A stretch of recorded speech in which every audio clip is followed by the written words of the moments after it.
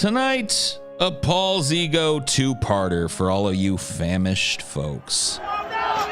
First, we take another look at some of the weirdest, coolest, and most iconic sound effects in film and how they were made. Then we have a special, secret mystery episode. An episode that at least one member of our cast is sure to be very excited about. So kick back, relax, and enjoy this snappy episode of Deep Fat Fried. What's the second part going to be, Paul?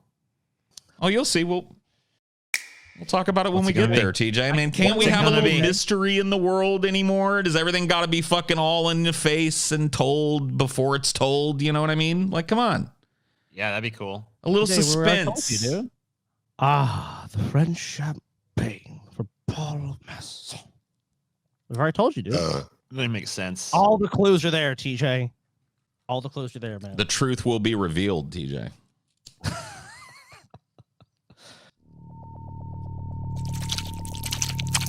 You don't deserve to know. You're all insane, is what it really boils down to. You're all fucking insane. That is true. Episode, TJ, years in the making. Years in the making. Decades. Years in the making, you piece of garbage. Hate you so much, Scotty. Okay. I know that whatever Paul's done is only because you put him up to it. What? Yeah.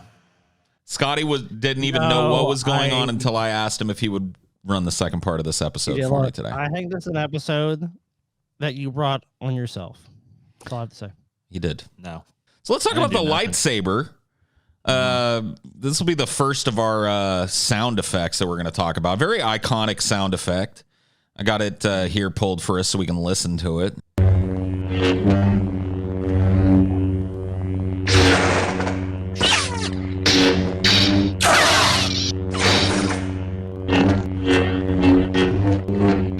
So when we're talking about the lightsaber sound, we're not necessarily talking about all of the clashes and stuff. We're talking about the lightsaber hum. Yeah, the resting sort of. Right. Yeah. Which actually does change. Well, not only the hum, but the sound of it coming out as well, which changes depending on whether you're working with a Sith kyber crystal or a light side one. The Sith one has a sharper noise, and the light side one has a more of a thrum to it when they start up. Huh. I never noticed that. I will pay attention to that. It's way more noticeable in the later films. It's not as noticeable in the first three. Okay. But so I don't expect you guys to get it, but listening to that resting lightsaber sound, can you guess what you think might be behind it?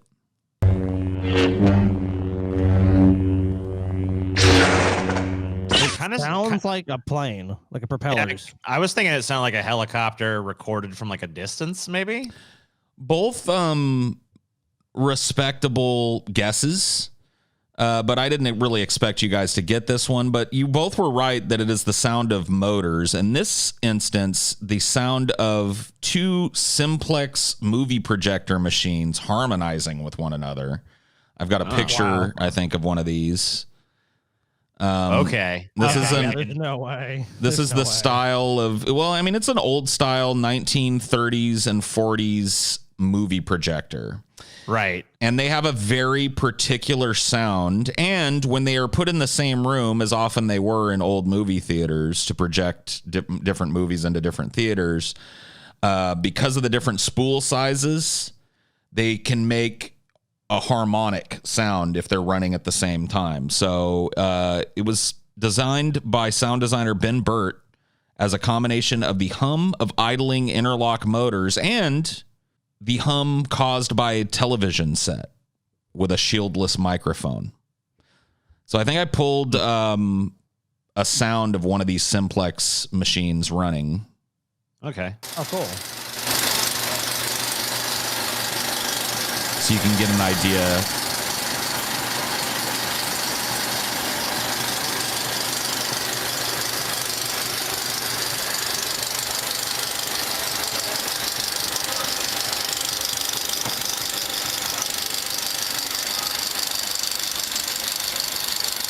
So that if you want to pause it there, TJ, that's the motor there. And so two of these motors running side by side can create like a harmonic note. They'll harmonize, like one will be at one tone and another will be at another tone. And then of course the hum of a CRT, an old CRT television, like a tube television. You know, it's weird. It's kind of weird to me that my ear could kind of like pick up that there was like a rotation noise in there though. Yeah. Because I was thinking like when I was really listening to it, I'm thinking like helicopter blades. Like, I think it's because it has that same sort of like warbly up and down quality to it. Yeah. You guys both picked up that it was a motor of some kind. Yeah. Scotty said an airplane. You said a helicopter, but interesting little kind of genesis for one of the most iconic sound effects of all time. I never in a million years would have guessed this fucking man. These sound designers, I mean, they come with some crazy shit. I mean, the lightsaber sound. I mean, they're in an industry where they would have been exposed to a lot more easily to something. Well, yeah. So you know, but they come up with that sound. Just, I mean, harmonize two machines and the hum of a CRT television. I imagine that's got to be the coolest part of like sound design is trying to conceive of a noise that no one's ever heard before. You know what I mean? Yeah. Yeah. Like trying to like figure out some way to create a sound that sounds completely alien to an audience. And when you think about it, it's a big part of Star Wars because people talk about, they go whoosh, whoosh. I mean, like people make the sound effects and the noises. I mean, like obviously Paul's just talking about the hum, but just this lightsaber itself is such an iconic part of the film, and just the noise it makes is, I think, everyone to the film. Everyone I've ever known has done at some point that fucking some imitation of that sound. Like, yep. I mean, it's definitely one of the most iconic sound effects. If you're like a kid or something, you do that all the time. Yeah. The next one deals with a very iconic sound effect in its own right. We have all heard this sound effect used multiple times over the course of multiple movies. This here is a water phone, and as soon as you hear it, now you guys obviously can't guess this thing, but as soon as you hear it being played, you will know that you've heard it a million times before in film. So go ahead and play it for us, TJ. Yeah. Just wait. I mean, I already, yeah.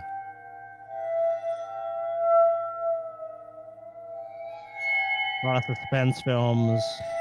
So this sound effect is in a ton of fucking films. A lot of them horror films. So I'll give you guys a list. But first, let's talk about what this thing is. It's called a water phone. Cool, that's what it is. Yep. It's fucking pretty dope.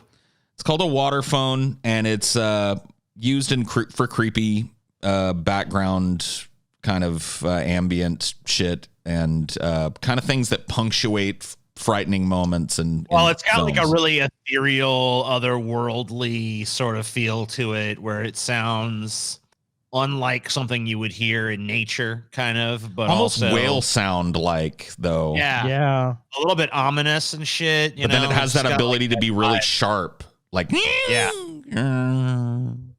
So it like screeches, but sustains a note, and every note that it can sustain is kind of like not necessarily unpleasant to the ear, but like kind of creepy. Right. So it's called a water phone. It's an inharmonic acoustic percussion instrument. It consists of a stainless steel resonator with a cylindrical neck and bronze rods of different lengths and diameters around the rim of the bowl. So you can see it's capable of doing a lot of different sounds. And you can imagine this has been in tons of movies. I've got a partial list here of movies that I thought we at least have all maybe seen. The water phone was used in Poltergeist. Yeah, that was one of the first ones. Oh shit! Yeah. That's so true. Let the right one in. The Matrix, Star Trek. I don't remember exactly where it was used there, but yeah, that space kind of feel like Star Trek, the motion picture. Crouching Tiger, Hidden Dragon, and of course Aliens. I actually pulled an example from The Matrix of this sound being used. This is, of course, a very iconic scene. So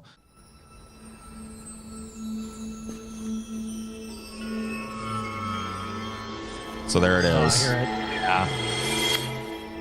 There you go. Yeah, that's cool. And it's Was used. this, Oh, go ahead. was this using Ghostbusters? I kept thinking Ghostbusters when I was listening to it. I didn't find a full list of movies that the waterphone was used in. The waterphone Wikipedia article is actually pretty messy. A lot of it is like citation needed, citation needed, citation needed, and I couldn't find a complete list of waterphone films, but you know that you've heard it. Now that you've heard the instrument being played, you know that you've heard it a billion times in movies. Oh, yeah. And I thought that was really cool. I never knew about the waterphone or how those sounds were made. I always thought that it was some kind of digital effect or wind chime or some shit that they were using. So yeah, I guess I always kind of just assumed it was some kind of weird digital noise as well. Yep. Like I didn't actually think about an instrument that was producing all those sounds. Pretty crazy. What about one of Scotty's favorite films? I know one of mine as well, and definitely an iconic sound. What about the Balrog? We can listen a little bit to some Balrog here. You! The flame of Arno. Shut up, dark fire will not avail you. Flame of Udun!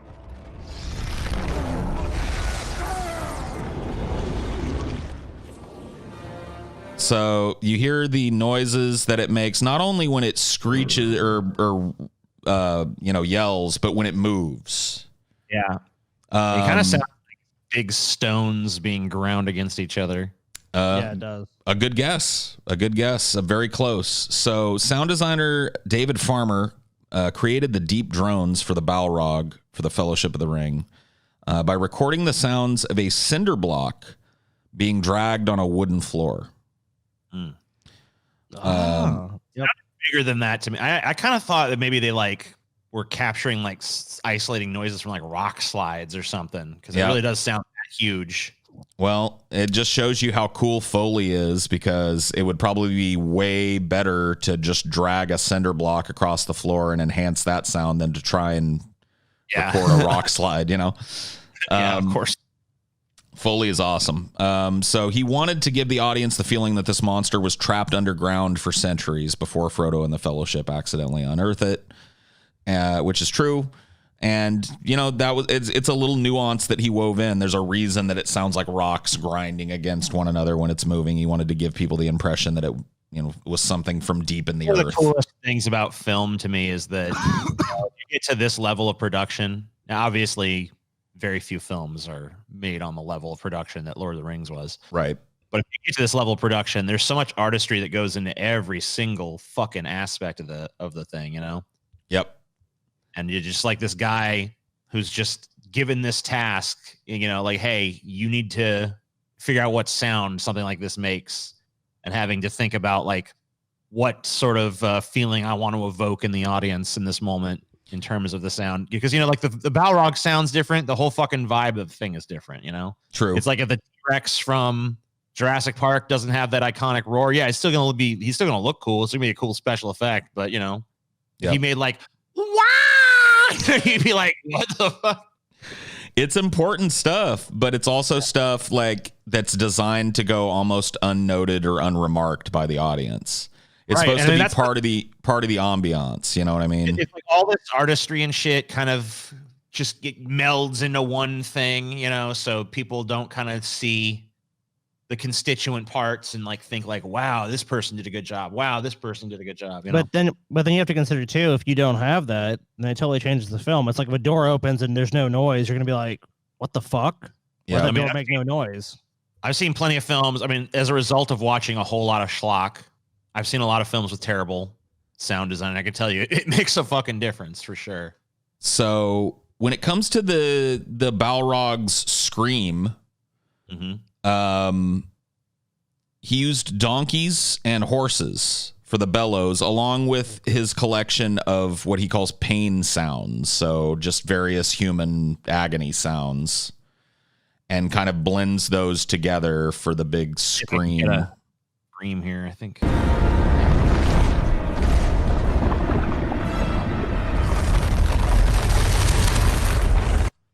There we go.